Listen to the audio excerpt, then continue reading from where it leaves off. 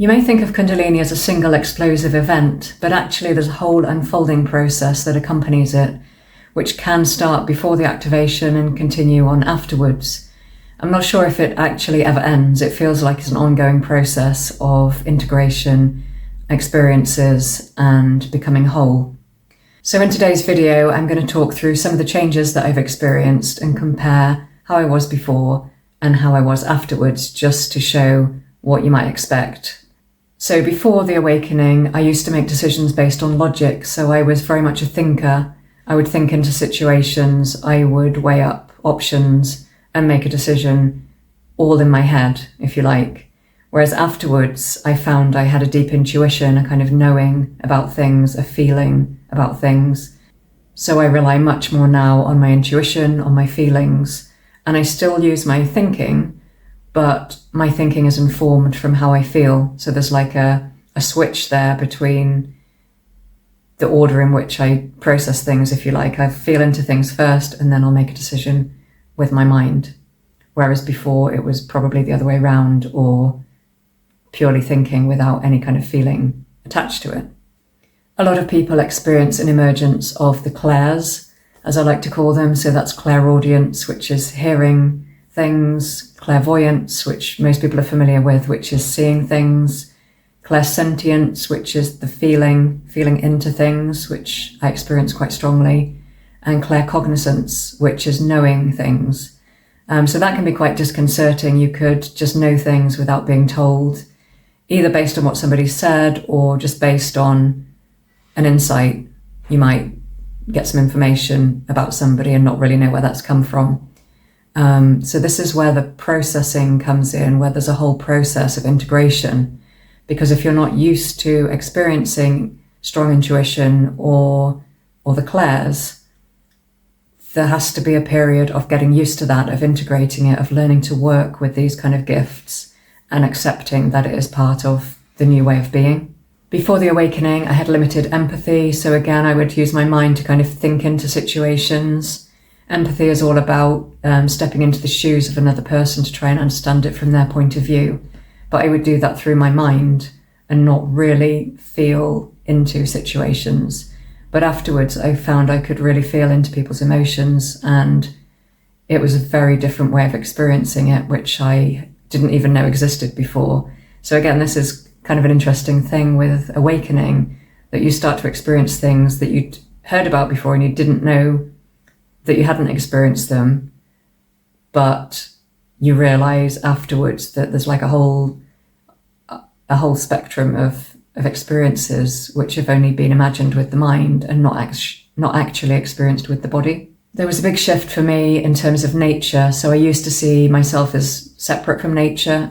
I used to see human beings as separate from nature, as kind of above nature, if you like. But leading up to the awakening and afterwards, I just knew that we're very much part of nature. There is no separation. And it's only through civilization, as we tend to refer to it, that we've started to think of ourselves as separate and as seeing nature as just resources to be used. But following the awakening, I just know that that's a completely skewed way of looking at the world, and it's just not true.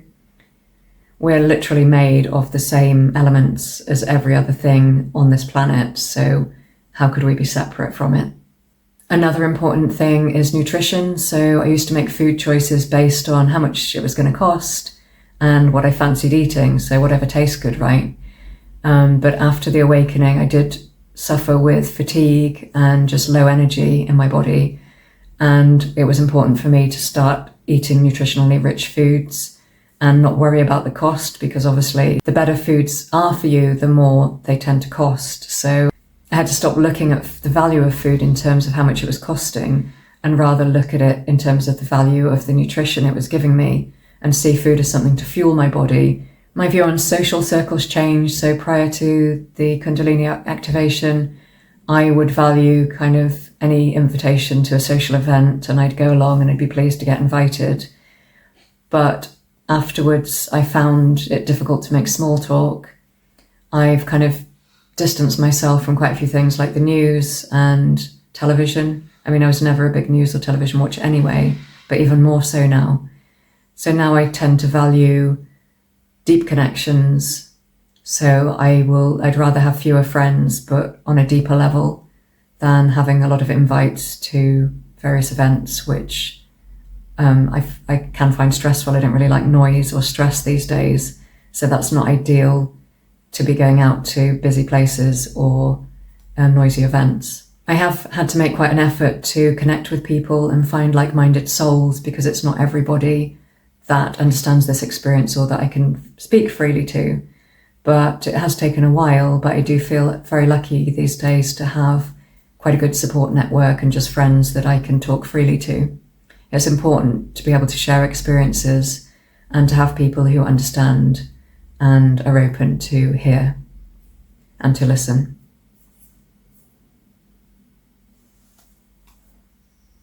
Attachment, this is a really interesting one. So prior to the awakening, I was attached to my identity, to my job, to my qualifications, to my possessions.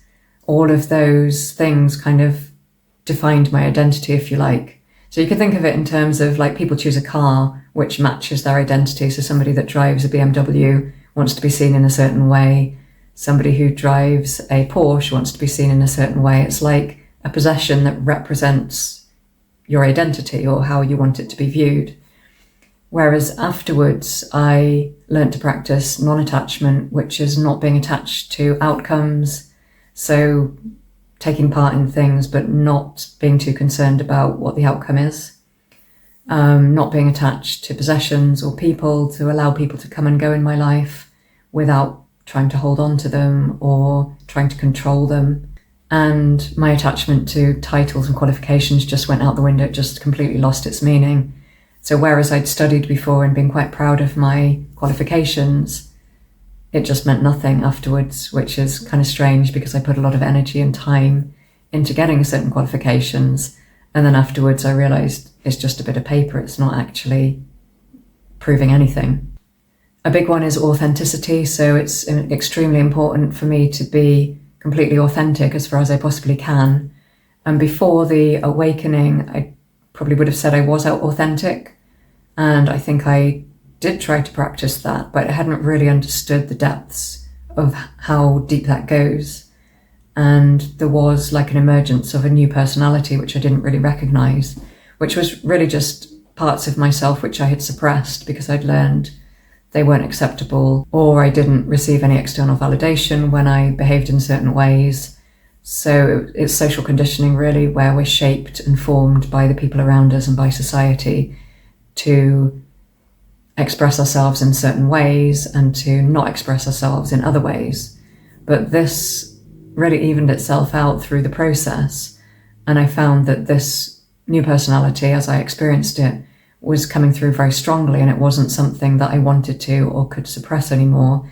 But again, there was a process of acceptance and of allowing and letting go of a lot of anxiety related to expressing myself authentically because of the learned behavior in terms of having to suppress things because it's not acceptable. So that, again, that's been a very long process that has taken a lot of time to integrate. I've learned to let go of external validation. You know, I can express myself the way I want to without worrying what people think. And I'm way less self-conscious. I wouldn't really have been able to speak freely about my experiences like this before. And now it just feels very natural. So that's a big shift for me as well. I used to be quite shy and not really willing to speak out. So the process continues to unfold, and these are just a few pointers as to things that can change as part of a spiritual awakening. I am going to talk about this more, so if any of this resonates with you, please subscribe to my channel. I'm posting videos every day about spirituality, about authenticity, and about self-development. And these topics are very close to my heart. If you've experienced a Kundalini activation, if you're going through a spiritual awakening, or if you're developing yourself spiritually, it's all relevant, because the Kundalini activation is really just a fast forwarding of a spiritual development, whereas ideally spiritual development should be done in quite a slow and managed way, rather than having an event which throws you off your center. So yes, please subscribe. It would be great to have you join the community.